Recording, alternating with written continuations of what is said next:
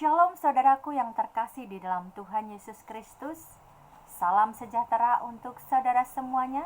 Kiranya kasih sukacita Allah menyertai kita senantiasa. Saat ini saya akan membagikan kabar sukacita untuk saudara. Kita akan berdoa terlebih dahulu. Mari kita berdoa. Bapa, di dalam nama Tuhan Yesus, kami mengucap syukur untuk setiap kesempatan yang Tuhan berikan atas hidup kami. Saat ini kami akan menerima kabar sukacita yang daripada Tuhan. Kiranya Tuhan memberkati dalam firman Tuhan yang akan hamba sampaikan pada saat ini. Roh Kudus, Engkau yang memimpin hamba-Mu. Di dalam nama Tuhan Yesus Kristus, kami serahkan pemberitaan firman pada saat ini. Haleluya, amin. Saat ini saya akan mengambil dari kisah seorang Yusuf. Meneladani Yusuf. Kata teladan dalam KBBI yaitu sesuatu yang patut ditiru atau baik untuk dicontoh. Jadi kalau meneladani Yusuf artinya kita meniru apa yang sudah dilakukan Yusuf. Kita akan mengambil dari Kejadian pasalnya yang ke-37, ayatnya pertama sampai ke 11, saya akan membacakan untuk saudara. Yusuf dan saudara-saudaranya. Adapun Yakub, ia diam di negeri penumpangan ayahnya, yakni di tanah Kanaan. Inilah riwayat keturunan Yakub. Yusuf, tatkala berumur 17 tahun, jadi masih muda, biasa mengembalakan kambing domba bersama-sama dengan saudara-saudaranya, anak-anak Bilha dan Silpa, kedua istri ayahnya. Dan Yusuf menyampaikan kepada ayahnya kabar tentang kejahatan saudara-saudaranya. Israel lebih mengasihi Yusuf dari semua anaknya yang lain, sebab Yusuf itulah anaknya yang lahir pada masa tuanya, dan ia menyuruh membuat jubah yang maha indah bagi dia. Setelah dilihat oleh saudara-saudaranya bahwa ayahnya lebih mengasihi Yusuf dari semua saudaranya, maka bencilah mereka itu kepadanya dan tidak mau menyapanya dengan ramah. Pada suatu kali bermimpilah Yusuf, lalu mimpinya itu diceritakannya kepada saudara-saudaranya, sebab itulah mereka lebih benci lagi kepadanya, karena katanya kepada mereka, "Coba dengarkan mimpi yang kumimpikan ini. Tampak kita sedang di ladang mengikat berkas-berkas gandum, lalu bangkitlah berkasku dan tegak berdiri, kemudian datanglah berkas-berkas kamu sekalian mengelilingi dan sujud menyembah kepada berkasku itu." Lalu saudara-saudaranya berkata kepadanya, "Apakah engkau ingin menjadi raja atas kami? Apakah engkau ingin berkuasa atas kami?" Jadi makin bencilah mereka kepadanya karena mimpinya dan karena perkataannya itu. Lalu ia memimpikan pula mimpi yang lain yang diceritakannya kepada saudara-saudaranya. Katanya, "Aku bermimpi pula, tampak matahari, bulan, dan 11 bintang sujud menyembah kepadaku."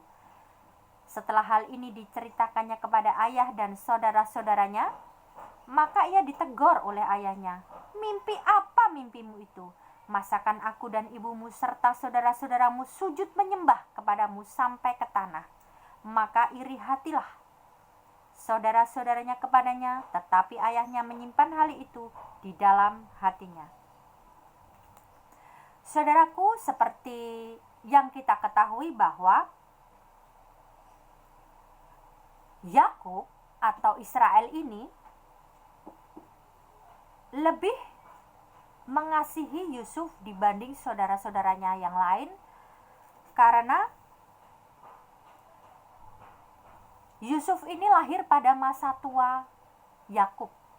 Itu bisa dilihat dari Kejadian 37 ayat yang ketiga. Bahkan Yusuf ini menjadi anak emas Yakub dari Rahel. Dia dibuatkan jubah yang maha indah.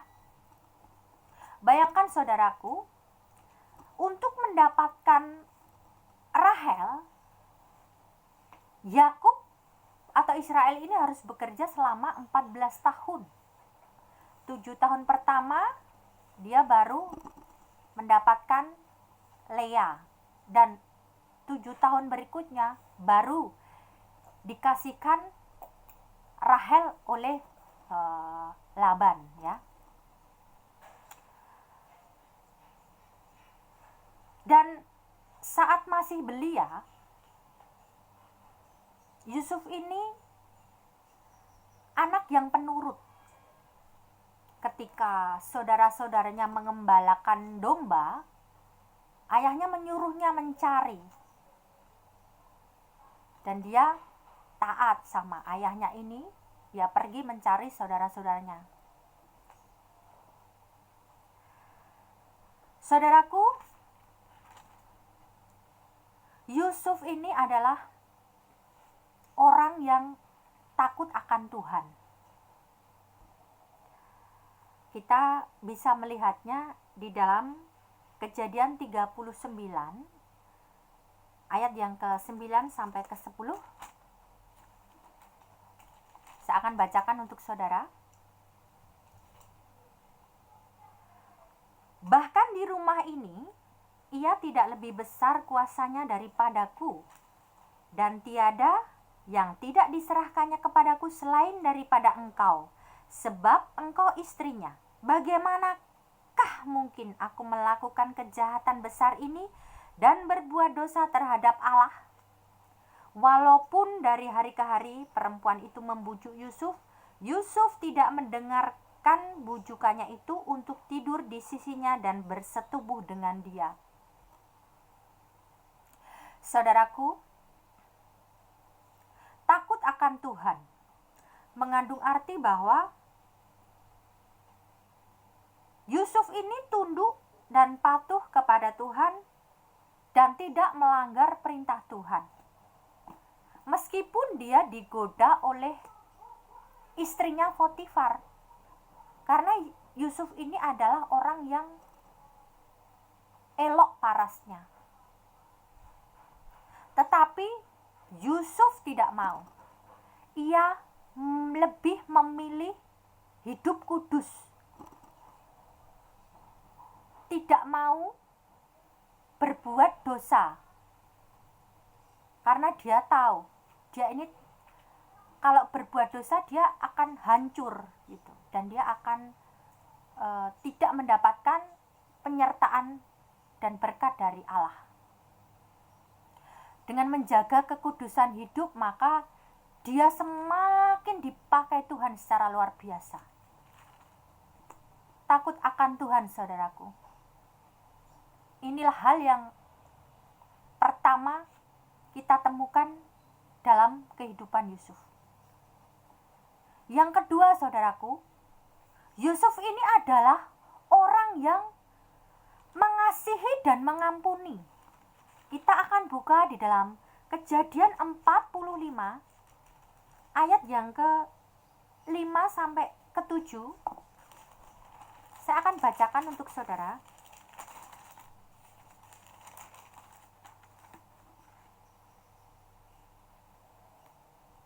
Tetapi sekarang janganlah bersusah hati dan janganlah menyesali diri karena kamu menjual aku ke sini.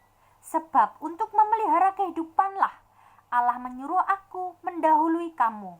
Karena telah 2 tahun ada kelaparan dalam negeri ini, dan selama 5 tahun lagi orang tidak akan membajak atau menuai. Maka Allah telah menyuruh aku mendahului kamu untuk menjamin kelanjutan keturunanmu di bumi ini dan untuk memelihara hidupmu, sehingga sebagian besar daripadamu tertolong. Kita lanjut ke ayat yang ke-15. Yusuf mencium semua saudaranya itu dengan mesra, dan ia menangis sambil memeluk mereka. Sesudah itu, barulah saudara-saudaranya bercakap-cakap dengan dia. Saudaraku, kita tahu apa yang dialami Yusuf karena saudara-saudaranya ini iri, sangat iri, bahkan membenci Yusuf. Mereka membuang dia ke dalam sumur, kemudian dia diambil dan dijual kepada pedagang yang sedang lewat, sampai dibawa dijual ke rumah Potifar. Nah, karena saking irinya ini saudara-saudaraku, saudara-saudara Yusuf ini sampai berbuat sedemikian rupa sama Yusuf. Tetapi meskipun dia disakiti oleh saudara-saudaranya sampai dijual, dia tidak dendam, saudaraku. Dia lebih memilih untuk mengampuni. Dia melupakan apa yang sudah saudara-saudaranya lakukan terhadap dia. Bahkan dia sangat mengasihi mereka.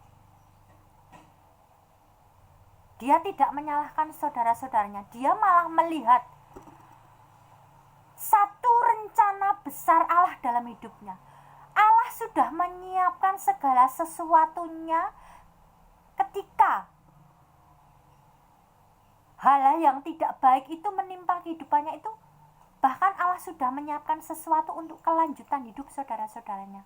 Dia tidak menyalahkan apa yang sudah terjadi di dalam kehidupannya, meskipun harus mengalami sesuatu yang tidak baik gitu.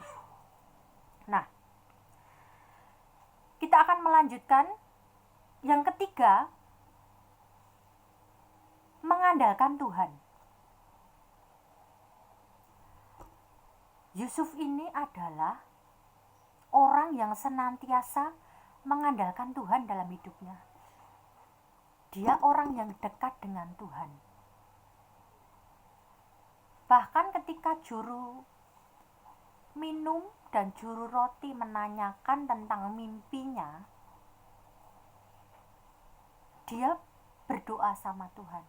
Kemudian diberikan hikmat untuk memberitahu apa arti mimpi dari juru minum dan juru roti ini. Di sini kita bisa melihat, saudaraku, bahwa apa yang dilakukan Yusuf di dalam setiap kehidupannya, dia selalu mengandalkan Tuhan. Dia tidak melangkah dengan dia sendiri gitu, tetapi dia melangkah berdasarkan apa yang hikmat yang Tuhan berikan atas dia gitu. Saudaraku, kita akan melanjutkan yang keempat, bertanggung jawab.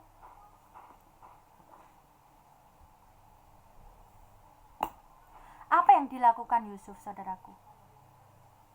Dia adalah orang yang bertanggung jawab.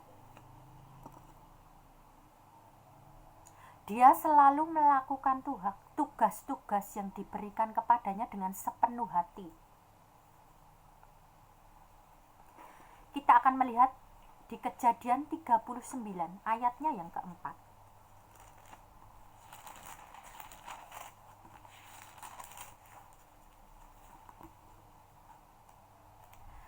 Maka Yusuf mendapat kasih tuannya, dan ia boleh melayani dia.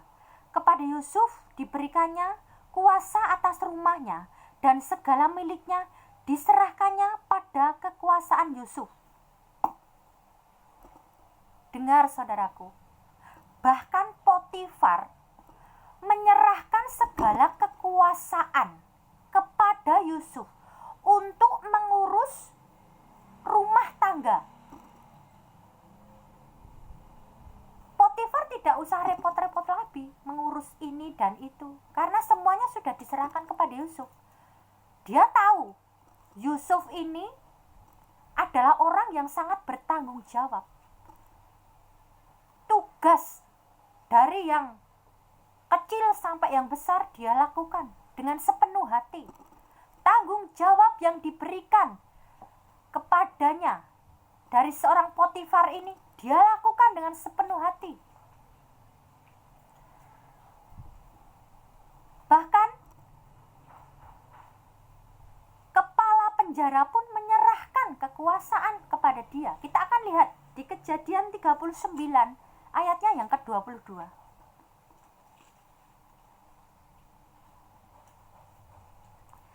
Sebab itu, kepala penjara mempercayakan semua tahanan dalam penjara itu kepada Yusuf, dan segala pekerjaan yang harus dilakukan di situ, dialah yang mengurusnya. Saudaraku, sampai kepala penjara menyerahkan segala pekerjaannya kepada Yusuf,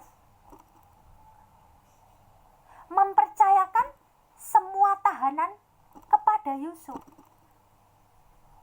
Karena kepala penjara ini tahu Yusuf ini adalah orang yang mempunyai karakter hebat, bertanggung jawab, sampai dia mau mempercayakan pekerjaan yang luar biasa ini kepada Yusuf. Dan saudaraku tahu, Yusuf ini sampai diangkat menjadi orang kedua yang berkuasa di Mesir. Orang kedua setelah Raja Fir'aun. Bayangkan saudara, begitu hebatnya Yusuf diangkat oleh Tuhan. Di dalam kehidupan Yusuf, dia melalui proses dari di rumah Potifar, difitnah oleh istrinya Potifar, kemudian dia masuk penjara, sampai akhirnya dia menjadi orang kedua setelah raja. Luar biasa saudara kehidupan Yusuf ini. Saudaraku,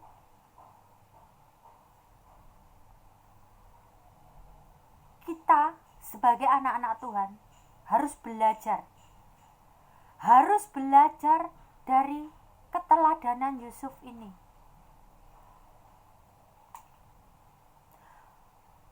Mulai dari kita hidup harus melalui proses. Meskipun proses-proses yang harus kita lalui ini terkadang tidak mudah, terasa berat, sulit,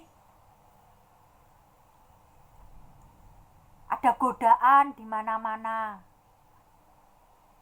Bahkan kita mengalami berbagai hambatan. Tetapi apa saudara? Teruslah ikuti prosesnya Tuhan. Kita minta Roh Kudus menyertai kita. Terus mendekat pada Tuhan saudara. Seperti Yusuf ini, dia dibentuk melalui proses yang luar biasa dahsyat. Kalau saya melihat kehidupan Yusuf ini, dahsyat, luar biasa, hebat. Dia tidak mengeluh saudara.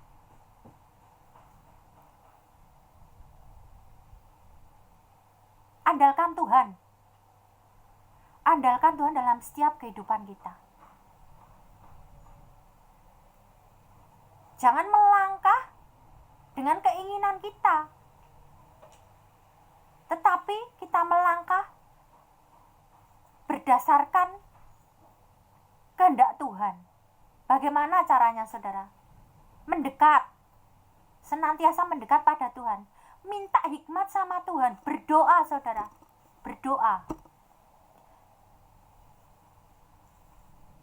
Menyembah Tuhan. Minta hikmat sama Tuhan. Dan kita akan melalui proses-proses itu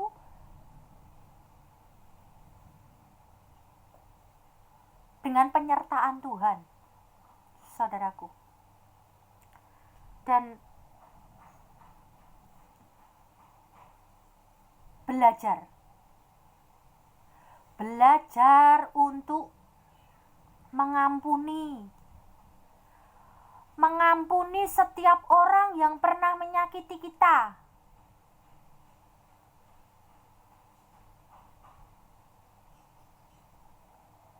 Meskipun mungkin berat, saudaraku, apabila kita melihat orang yang pernah menyakiti kita, timbul rasa mengingatkan kita, oh ini orang pernah menyakiti saya masih sakit hati sama dia. Tidak, saudaraku, jangan seperti itu, saudaraku. Belajarlah mengampuni, karena kalau kita tidak mengampuni, Bapa di surga juga tidak akan mengampuni kita, saudaraku.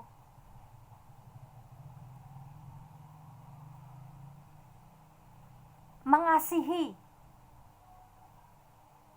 lebih mengasihi, saudaraku, saudara-saudara kita, keluarga-keluarga kita, teman-teman kita, orang lain yang membutuhkan pertolongan kita.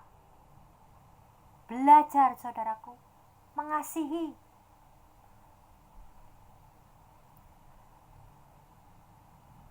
Mengasihi dengan tindakan nyata. Mengasihi dengan sepenuh hati.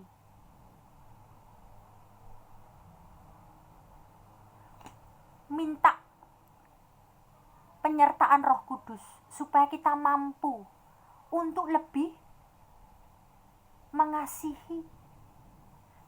Karena Allah adalah kasih. Kita juga harus mengasihi orang lain, saudaraku.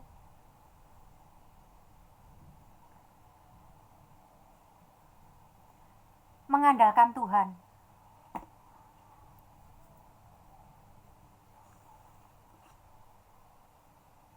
Kalau kita sedang menghadapi sesuatu, menghadapi masalah, menghadapi hambatan, kesulitan apapun, andalkan Tuhan. Bagaimana saudara mengandalkan Tuhan? Berdoa, minta pertolongan sama Tuhan. Jangan jemu-jemu untuk berdoa. Jangan jemu-jemu untuk meminta pertolongan kepada Tuhan. Siapa tuh yang akan menolong kita, saudaraku, kalau bukan Tuhan? Mungkin bisa melalui orang lain, tetapi itu atas izin Tuhan. Tetap andalkan Tuhan, saudaraku. Di dalam setiap kehidupan kita,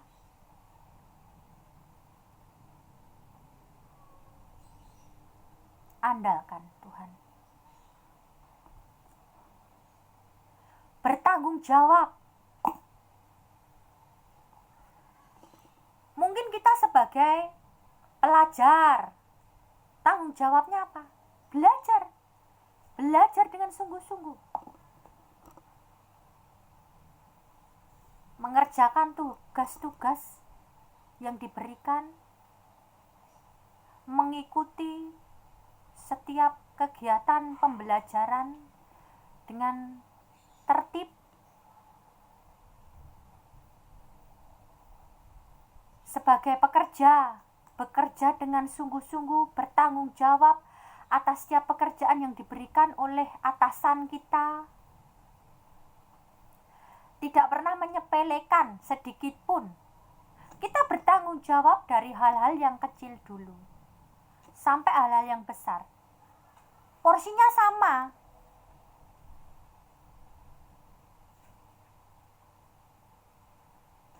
Belajar tanggung jawab.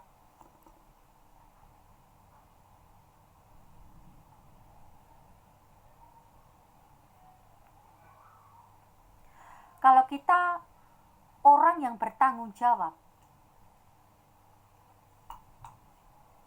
dari hal-hal yang kecil, Tuhan gak tanggung-tanggung sama kita. Tuhan akan memberikan tanggung jawab yang lebih besar lagi. Dan dan kita akan menjadi orang yang berkenan kepada Tuhan. Dari bertanggung jawab atas sesuatu yang kecil aja, luar biasa saudaraku. Kita lihat kehidupan Yusuf, mulai dia tanggung jawab, dari dia tanggung jawab di rumahnya Potifar, diserai tanggung jawab di rumah Potifar,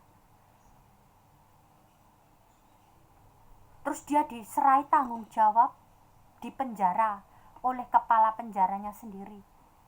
Naik level lagi saudaraku, dia diberikan tanggung jawab oleh Raja Fir'aun. Luar biasa saudaraku. Tuhan itu kalau memakai anaknya tidak tanggung-tanggung. Selama anaknya ini mau dipakai, mau diproses.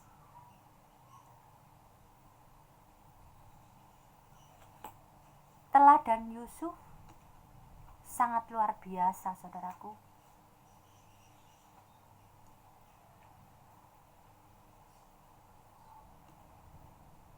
Yusuf ini menjadi salah satu tokoh di Alkitab yang luar biasa.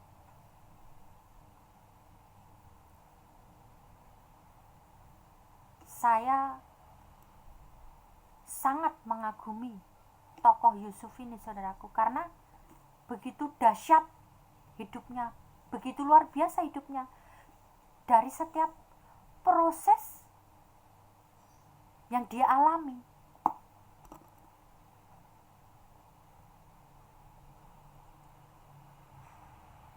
mari saudaraku, kita belajar meneladani setiap kehidupan Yusuf. Takut akan Tuhan, mengasihi dan mengampuni, andalkan Tuhan dalam setiap kehidupan kita, dan bertanggung jawab atas setiap apapun yang diserahkan kepada kita. Sungguh luar biasa saudara. Saya pun bersyukur bisa memberikan atau menyampaikan kabar sukacita ini untuk saudara. Mari kita sama-sama belajar. Saudara belajar, saya juga belajar. Kita sama-sama melakukan firman Tuhan, mencontoh, meneladani kehidupan Yusuf ini saudaraku.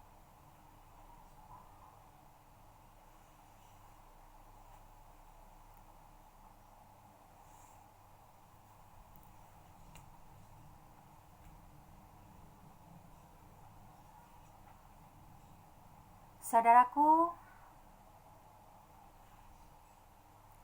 mungkin ini yang bisa saya sampaikan kepada saudaraku semuanya. Dimanapun saudara berada, mari jadikan Yusuf sebagai teladan di dalam setiap kehidupan kita. Dan